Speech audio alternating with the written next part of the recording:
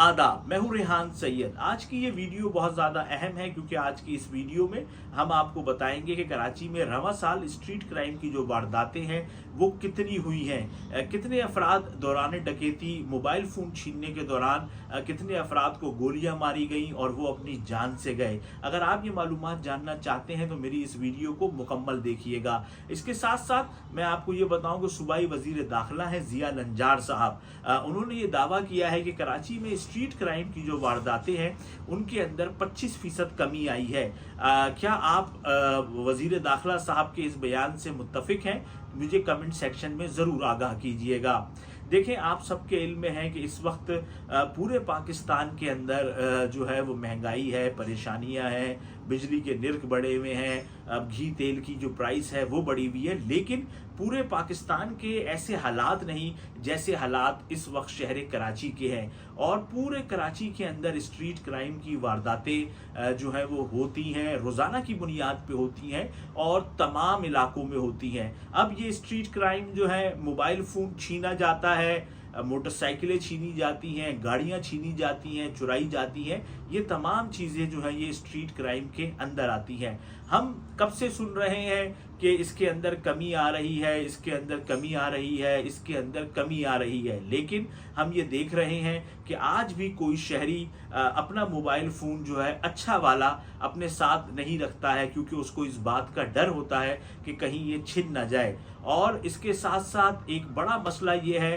कि जब वो थाने में रिपोर्ट दर्ज कराने जाते हैं तो बेशतर दफ़ा जो है वो थानों में रिपोर्टें दर्ज नहीं की जाती है, कच्ची रिपोर्ट जो है वो दर्ज की कर ली जाती है कि जी इनका वो फ़ोन छिन गया है। फिर जो लोग जानते हैं CPLC को, वो CPLC में फ़ोन करके बताते हैं कि भाई मेरा ये IMEI नंबर है, तो वो आप ब्लॉक कर दें, फिर वो फ़ोन ब्लॉक हो जाता है। लेकिन खोलने वाले उन फ़ोनों को भी खोल देते हैं, वो बाहर चले जाते हैं अफ़गानिस्तान, फिर अफ़गानिस्तान से आगे चले जाते हैं, उनके पार्ट जो हैं वो बिक जाते हैं। लेकिन ये मामलात जो हैं इस टाइम इस शहर कराची में चल रहे हैं। आज का मामला नहीं है, ये 20-25 साल से मामला है और इस शहर के अंदर बहुत सारे इदारे हैं जो कि काम कर रहे हैं। लेकिन बड़ी एक हैरानकुन बात है कि इस शहर के अंदर जो माफियाज हैं वो आज भी मौजूद हैं और उसी तरीके से मौजूद हैं जिस तरीके से पहले मौजूद थे। गो के शहर के अंदर पुलिस भी है, शहर के अंदर रेंजर्स भी है, तमाम इदारे जो है वो बताते हैं कि जी हमने हमारी कारकर्दगी ये है, हमने इतने लोगों को पकड़ा है, इतने लोगों को किया, ये किया है।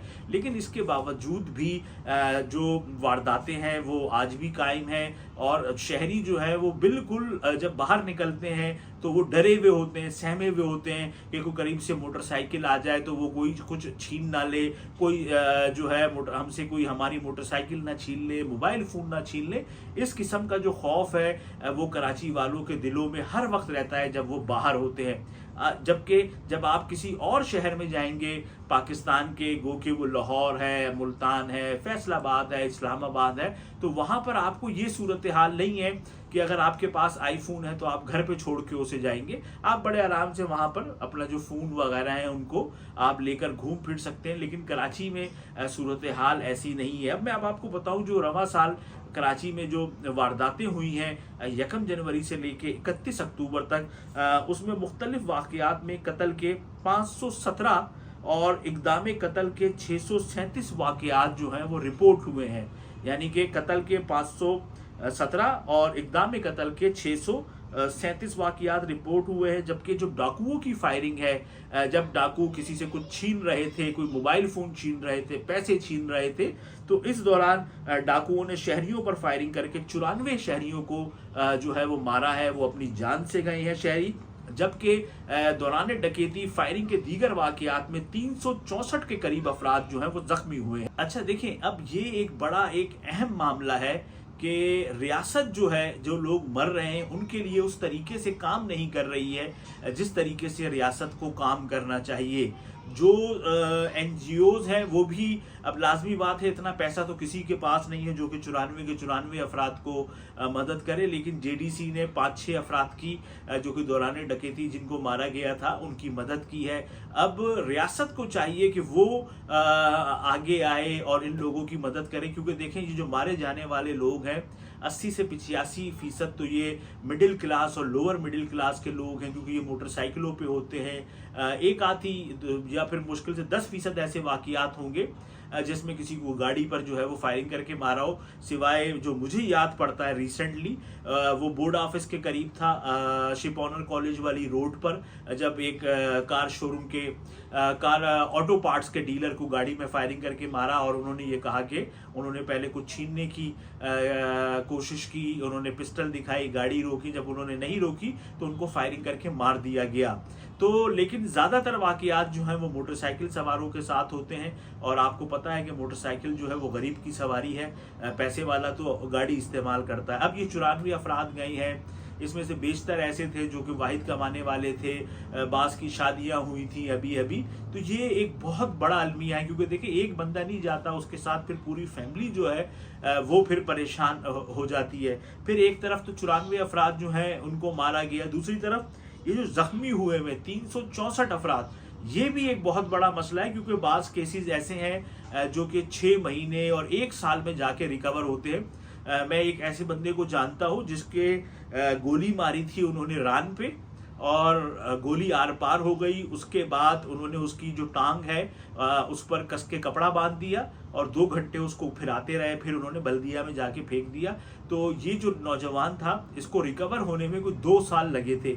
अब 2 साल का अरसा है या 1.5 साल का अरसा है, या मैं कहता हूँ कोई 4 महीने का अरसा है, कोई किस तरीके से अपने घर पर बैठ के गुजार सकता है। अब तो इतनी ज़्यादा महंगाई है कि मिडिल क्लास वाले का तो रहना दुश्वार हो गया है।